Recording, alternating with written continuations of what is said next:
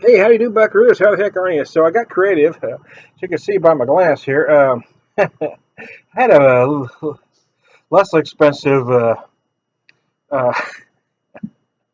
uh, rocks glass I probably should have used. Could have probably stained this one for good, but that's okay. So yeah, yesterday I got creative and I was trying to smoke some whiskeys. I put them out there in a shot glass, put a little smoke on them.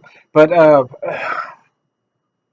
Missouri Spirits in Springfield Mo does a thing where they smoke the ice cube and they put it in there again. So I thought I'd try that, but in a different way. I just actually just put the ice cube in there with a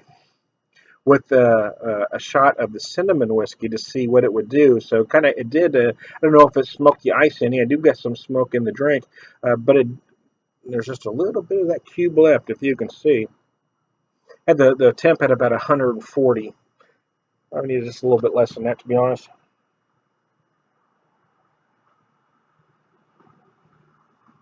It was very interesting because it did add a lot of smoke to that cinnamon whiskey.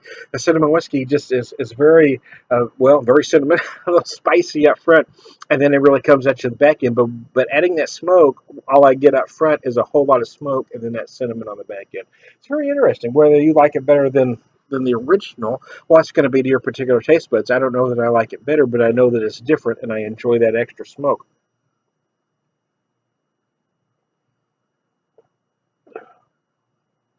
It is very interesting. Yeah. So the smoke I'm using, it's a combination of oak and maple is what I got going on right now. It's very nice. Kind of dig it. I like to do stuff different. Here's the thing: you never know unless you try, right? Some folks will say, "Well, don't do that. You can't do that. You can do anything you want." Until we elect the fascist running for president, we can still do anything we want to.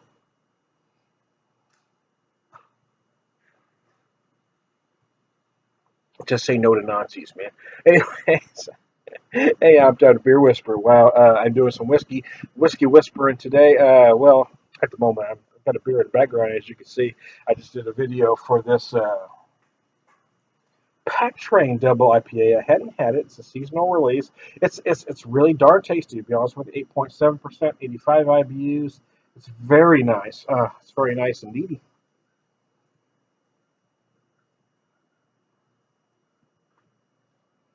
I'm not crazy about cinnamon whiskey as a whole. But I like this one because it's different. One, it's an underage whiskey. It is an actual whiskey. Some are actually liqueurs. There are some cinnamon whiskeys out there, but a lot of them are liqueurs. Um, some of them are just too sweet. They do other things that don't work for me. This one is this cinnamon whiskey is unaged. It is 90 proof, so it is great big. It's basically their corn whiskey with cinnamon, and it just for me it just was one of those. I mean, again, I'm not always crazy about cinnamon whiskeys, but this one just works for me on just about every level. It's not something I'd want to have a steady diet of, but it's a nice change of pace. And then I like that I'm actually drinking an actual whiskey. It is 90 proof. It's not watered down. It's not 70 proof. It's not a pansy whiskey. It's an actual whiskey, man.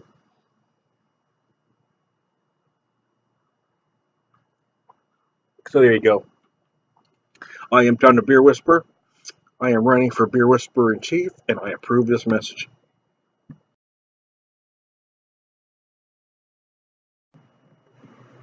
Howdy do, buckaroos. How the heck are you? So I'm finishing up my Pack Train Double IPA from Big Sky Brewing, 8.7%, 85 IBUs. I looked up some info earlier, but I don't have that information handy at the second. But it is nice. It's a very enjoyable IPA. It was only about 10 to 6. No, actually, I think it was less than 9 now that I think about it. Anyway, it's very good. So here's what I thought I'd talk about. Uh, what the heck? It just entered my. Excuse. Ooh, shake that. I'm sweating, man. Uh, I get into conversations about different things all the time, and I'm a big music guy. I played a little bit as a younger man. I was never very good. I enjoyed playing. I just didn't have any talent, man. Uh, but you get a lot of conversations with folks.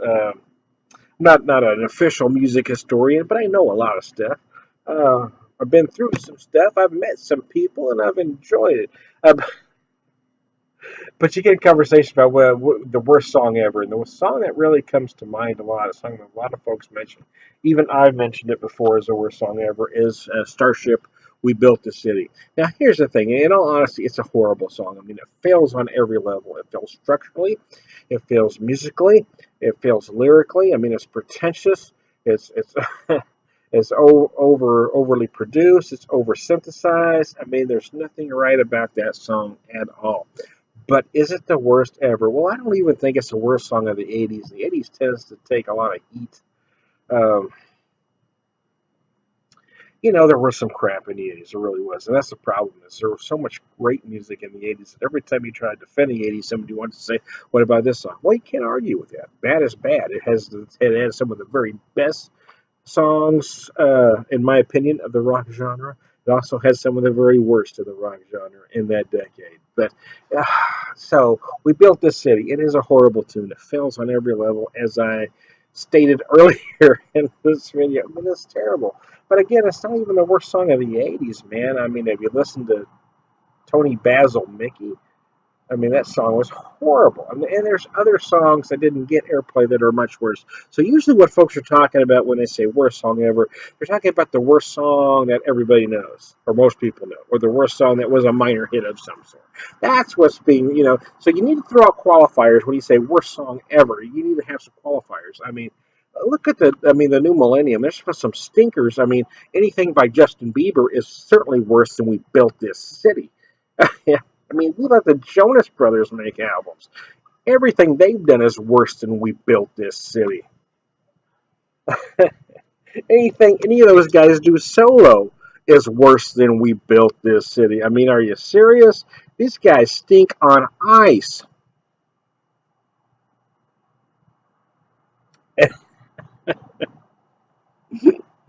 So, anyways, in conclusion, I had a long, drawn out thing, but there's no point to get it all in. Truthfully, arguing about which is the worst song ever is a lot like arguing about which is the stinkiest dog turd in your backyard. The answer is most likely the one you just stepped in. I'm done, Beer Whisperer. I'm ready for Beer Whisperer in Chief, and I approve this message.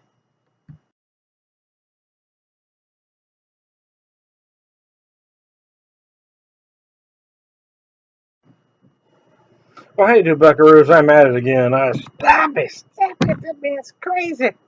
So, So I tried this with some of the cinnamon whiskey, so I thought I'd try it with the corn whiskey. What I did is I took an ice cube, I put exactly 1 ounce or one shot in the glass here with the ice cube to keep it cold, and with the Crown Valley corn whiskey. It's 90 proof corn whiskey,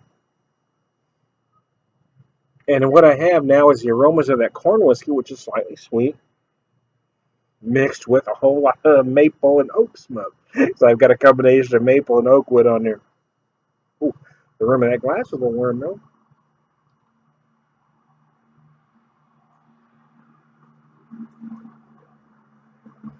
Yeah, here's the thing. You never know until you try. So I like to just do stuff. Some folks say, well, you can't do that, Tom. What you doing, man? You should do it this way. You should do it that way. Let me do things the way I want to do them, man. You never know unless you try. The result here is basically it really mellowed out the corn whiskey. To be honest with you, it's not the same as aging it. I get that, but it does add a little bit of smoke to it. It does take some of that sweetness down just a notch.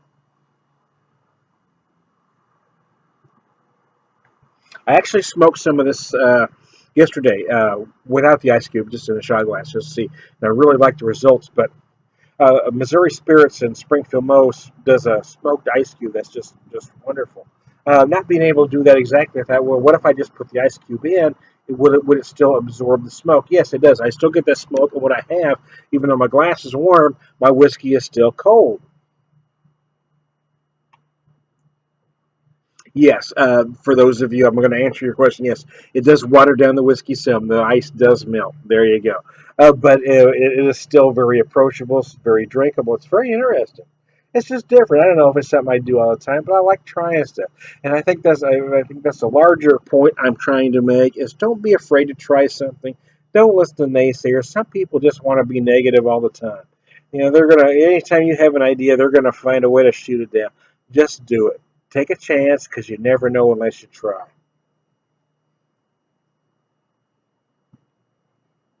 And nobody needs that kind of negativity in their life. So there you go.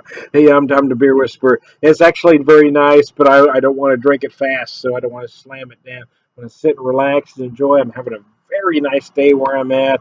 I'm trying to Beer Whisperer. I'm running for Beer Whisperer in Chief, and I approve this message.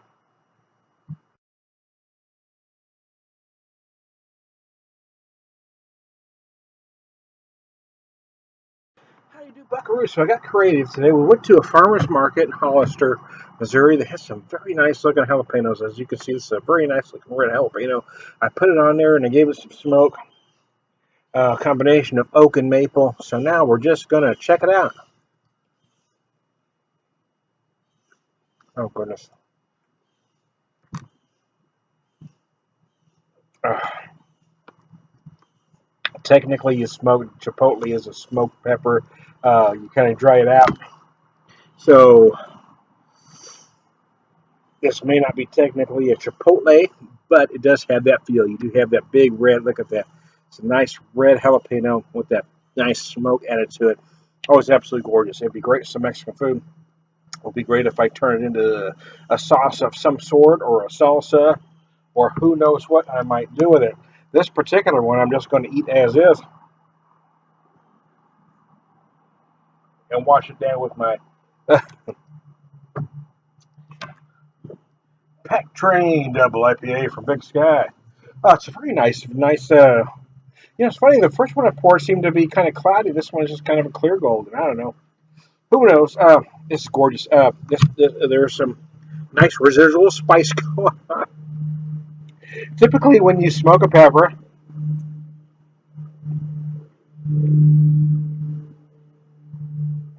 you bring the sugars to the surface.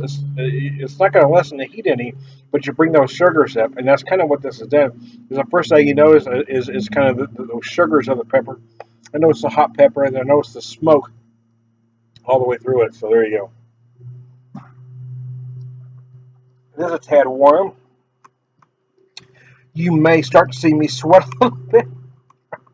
I could eat. I eat actually very spicy stuff. This is actually pretty warm. Wow, it's warming as I speak.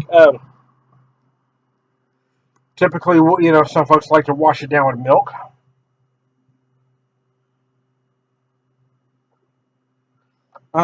Personally, I kind of enjoy the heat, to be honest with you. I enjoy the pain. I've been married for 22 years. I'm used to it. But my wife isn't watching, man. Don't tell her I said that. Oh, wow. That's warming up as I go because, if I wanted it to calm it down, I needed something to counteract that. Oh, gosh, that's good. It's a nice, tasty pepper. See, I think folks that don't understand hot foods, hot peppers, are folks that just taste hot. But although that is hot, I taste the smoke, I taste the sweetness. There are other flavors, a lot like beer, a lot like whiskeys, like a lot of things. I mean, you can taste layers. I think some people just don't have that ability. But wow, that was darn tasty. I'm trying to compare whisper. Oh no, that fell down. I got a little wind. I'll talk to you later. Howdy do, howdy do, howdy do. How you do, Buckaroos? How the heck are you? So, I picked up three small bottles, 375 milliliter bottles of whiskey yesterday at Crown Valley Distillery in Branson. I got their corn whiskey, their cinnamon whiskey, and their cherry maple. Why did I pick those three, you may ask? Because those are the three whiskeys that they actually distill there. Of those, this is the only one that has a slight age on it. So here's what I did. You see a little bit of ice cube in there. I put a full ice cube in there with one shot of the whiskey. I put it in my smoker to smoke. Why would I do that? Why did you do that? Because yesterday I actually smoked a shot of it just alone without the ice. But I thought I'd put it on there with the ice this time just to see what it would do. So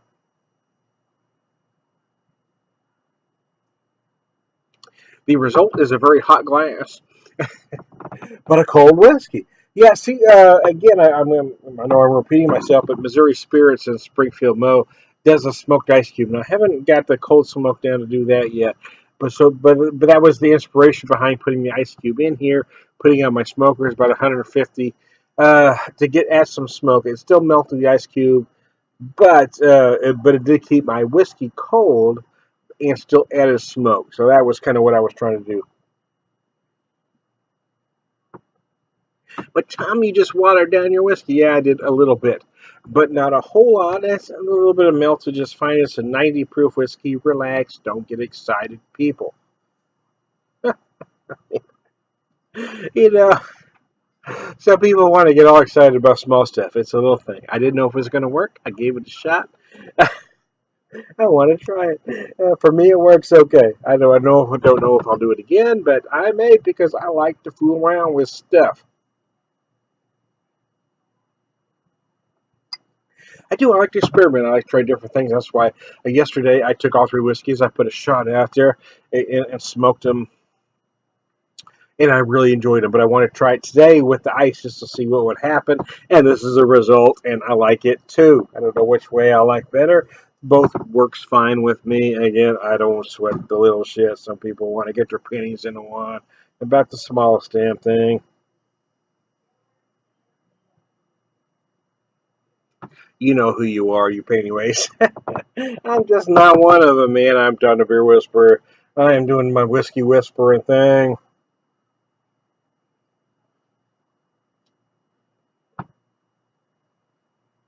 This Crown Valley Cherry Maple Whiskey is just brilliant. Smoked or unsmoked, it's gorgeous either direction. But if you want to try something, don't let the naysayers get you down. Them pantyways have problems of their own. That's why they want to project them on you. You just have a good time. I'm trying to Beer Whisperer. I'll talk to you later. You know who you are.